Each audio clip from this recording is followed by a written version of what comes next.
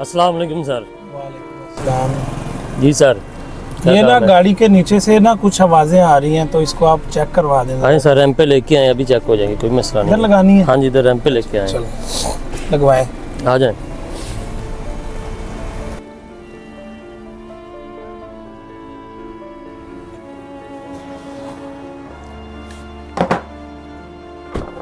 आ जाओ सर, इधर बैठे हैं। बहुत शुक्रिया। मैं बैठता हूँ, आप चेक करें ये आवाजें किस चीज़ की आ जी रही मैं हैं। अभी चेक करता हूँ सर, बैठे आप। यार गड्डी तो बिल्कुल ठीक है कि ये इन्हों को मसला को नहीं है, सिर्फ ग्रीस होने वाली बुश में वाह अल्लाह सुनिया तो बंदा खलाया ही मालक। मैनू यही लगता है कि इन्हू पता पुता को नहीं है किसी गलबात का। तो अज ना काम है को नहीं, सवेर का वेले है, चलो दिहाड़ी लाने इंजे को नहीं अज। चलो जो 2-3 दिन की दिहाड़ी सही खर्चा पानी वाह बन जाए, अज वड्डी दिहाड़ी लाने कोई। सर जी गड्डी चेक कर लईए। हाँ जी चेक कर लीजिए। गड्डी कितने पिंड थां ते चलती रही, किते नहीं यार टोया च मैनूं लगदा किते चलांदे रह जे। नहीं गांव में तो नहीं चलती। इहदा तां बुरा हाल होया पिया, सस्पेंशन दा काम होण वाला इहदा। की काम होने वाले ने? इहदा थल्लों एक्सल भी टुੱਟਾ ਪਿਆ, शाख इहदे विंगे होए पए ने, सीलां सारियां लीक होईयां, मोबाइल सारा वगदा पिया थल्ले नूं।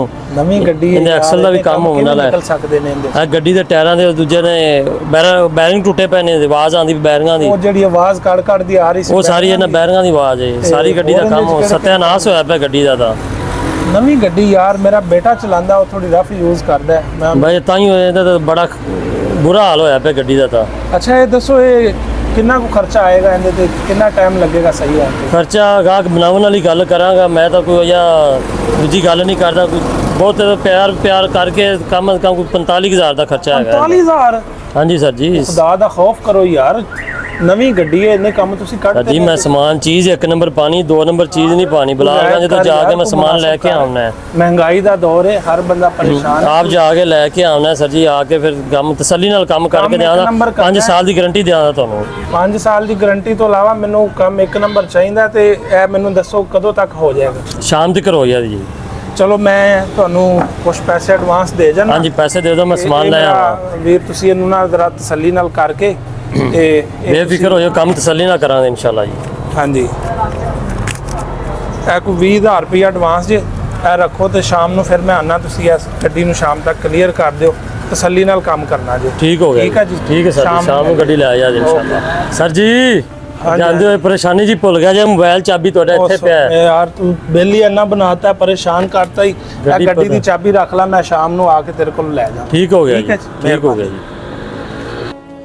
ਵਾਹ ਰੱਬਾ, ਅੱਜ ਤਾਂ ਚੰਗੀ ਵੱਡੀ ਦਿਹਾੜੀ ਲਵਾਈ ਤੀ। ਇਹੋ ਜਿਹਾ ਗਾਹਕ ਰੋਜ਼ ਦਾ ਭੇਜੀ ਆ, ਤੇਰੀਆਂ ਰਹਿਮਤਾਂ ਹੀ ਰਹਿਮ। ਆ ਛੋਟੇ ਪੂਰਾ ਕਾਕਾ ਆ ਫੜ ਪੈਸੇ, ਉਹ ਤੋਂ 500 ਗਰੀਸ ਦਾ ਡੱਬਾ ਲੈ ਕੇ ਆ, 500 ਬਕਾਇਆ ਲਈ ਆਵੀਂ।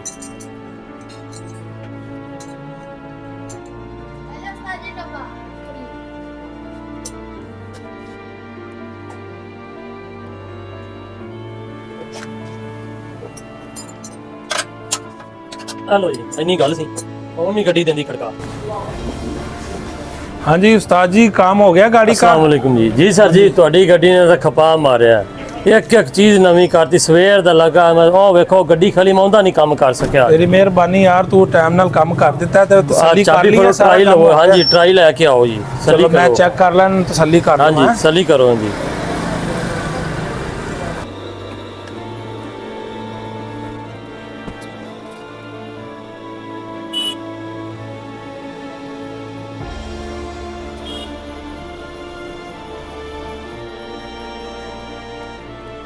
हाँ जी सर जी।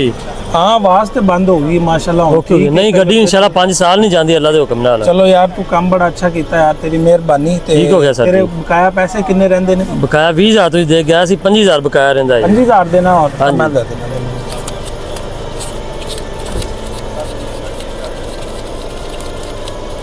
आप 25,000 रुपये ਤੁਹਾਡਾ ਬਕਾਇਆ ਜੀ, ਜੇ ਤੂੰ ਪਾ ਲੋਗੇ ਨਹੀਂ।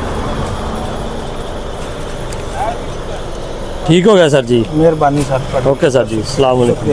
अल्लाह हाफ़िज़।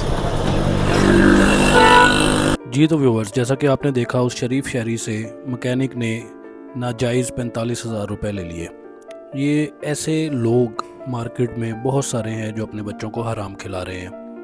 हम बदलेंगे तो पाकिस्तान बदलेगा। पाकिस्तान जिंदाबाद।